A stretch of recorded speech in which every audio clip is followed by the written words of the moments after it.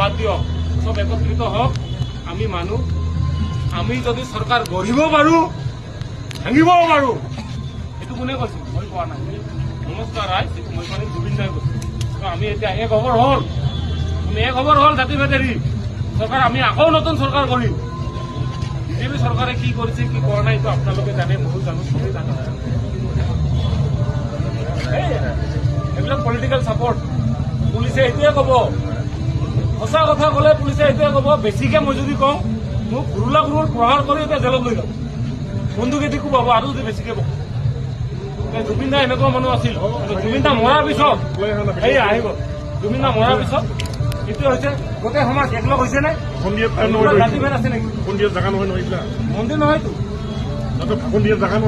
মই ভাষণ দিয়া নাই, মই পলিটিকেল লিডাৰ নহয় ভাই, মই এটা সাধাৰণ ড্ৰাইভাৰ। আহি গ'ল নে নাই? এতিয়া ৰাইজ গৈ আছে ছাৰ।